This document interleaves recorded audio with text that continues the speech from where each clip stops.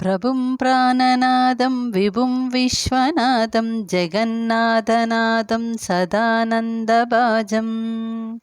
भवद्भव्यभूतेश्वरं भूतनादं शिवं शङ्करं शम्भुमीशानमीडे गले रुण्डमालं तनौ सर्पजालं महाकालकालं गणेशादिपालं जटाजूटगङ्गोत्तरङ्गैर्विशालं शिवं शङ्करं शम्भुमीशानमीडे मुधामाकरं मण्डनं मण्डयन्तं महामण्डलं भस्मभूषाधरन्तम् अनादिं व्यपारं महामोहमारं शिवं शङ्करं शम्भुमीशानमीडे वठादो निवासं महाट्टाट्टहासं महापापनाशं सदा सुप्रकाशं गिरीशं गणेशं सुरेशं महेशं शिवं शङ्करं शम्भुमीशानमीडे गिरीन्द्रात्मजां सङ्गृहीतार्थदेहं गिरौ संस्थितं सर्वदा पन्नगेहं परब्रह्म ब्रह्मादिभिर्वन्द्यमानं शिवं शङ्करं शम्भुमीशानमीडे कपालं त्रिशूलं कराभ्यां धनानं पदाम्बोजनं रायकामं दधानं बलिवर्धयानं सुराणां प्रदानं शिवं शङ्करं शम्भुमीशानमीडे शरच्चन्द्रगात्रं घनानन्दपात्रं त्रिनेत्रं पवित्रं धनेशस्य मित्रम् अपर्णाकलत्रं सदा सच्चरित्रं शिवं शङ्करं शम्भुमीशानमीडे हरं सर्पहारं चिताभुविहारं भवं वेदसारं सदा निर्विकारं श्मशाने वसन्तं मनोजं दहन्तं शिवं शङ्करं शम्भुमीशानमीडे स्वयं यः प्रभाते नरशूलपाने पटे स्तोत्ररत्नं तिह प्राप्य रत्नं सुपुत्रं सुधान्यं सुमित्रं कलत्रं विचित्रैः समाराध्य मोक्षं प्रयात्री। ॐ शान्ति शान्ति शान्तिः।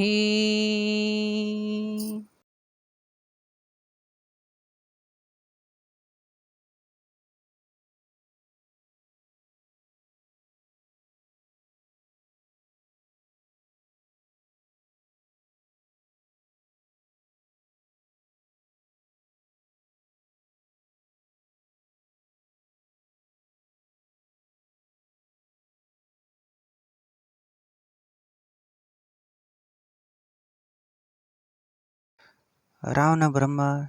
विरचित शिवतांडव स्तोत्रम्। जटाटवीगलज्ज्वल प्रवाहपावितस्थले गले वलयम्बलम्बितां भुजङ्गतुङ्गमालिकाम् डमड्डमड्डमनिनादवड्डमर्वयं चकार चण्डताण्डवं तनोतु न शिव शिवम् जटाकटाहसं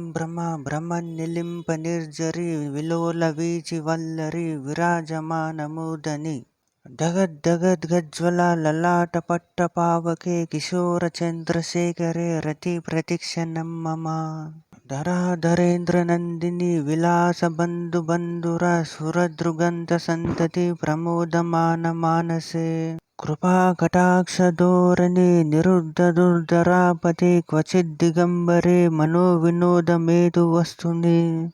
जटाभुजङ्गपिङ्गला स्फुरत्फणामणिप्रभा कदम्बकुङ्कुमद्रवप्रलिप्तदिग्वधूमुखे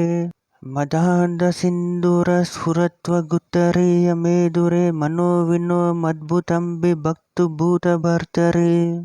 सहस्रलोचना प्रभृत्यशेषलेखशेखरप्रसूनधूलिधोरणि विदूसराङ्घ्रिपीठभू भुजङ्गराजमालया निबद्धजाटजूटका श्रियै चिराय जायतां चकोरबन्धुशेखर ललाटचत्वरज्जल धनञ्जय स्फुलिङ्गबाणिपीठपञ्चसायकं समन्निलिम्पनायकम् सुधामयूखलेखया विराजमानशेखरं महाकपालिसम्पदे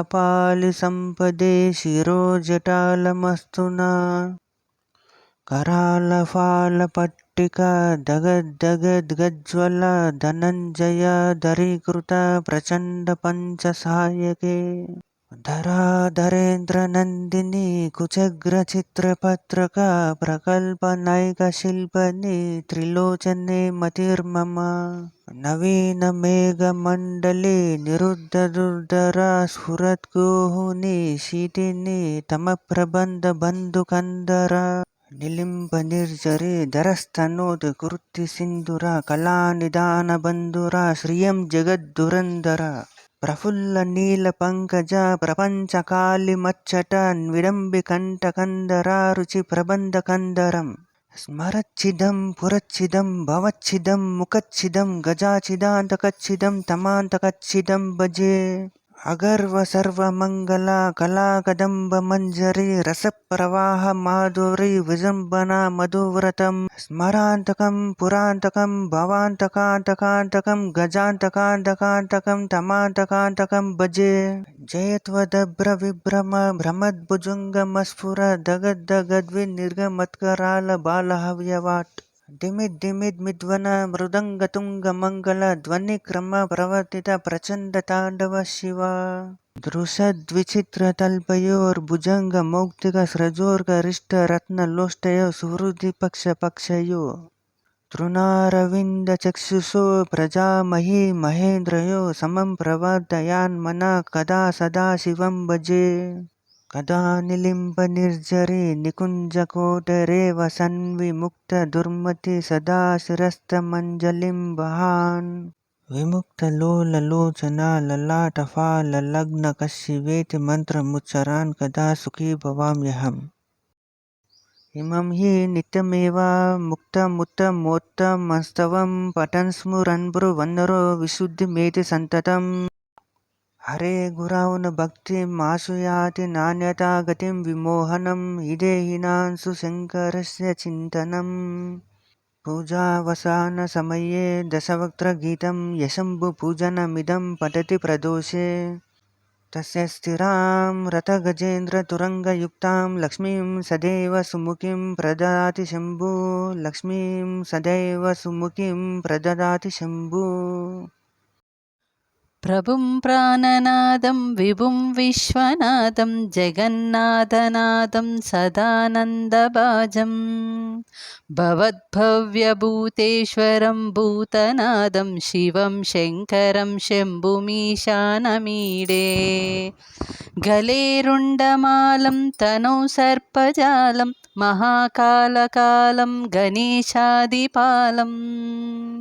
जटाजूटगङ्गोत्तरङ्गैर्विशालं शिवं शङ्करं शम्भुमीशानमीडे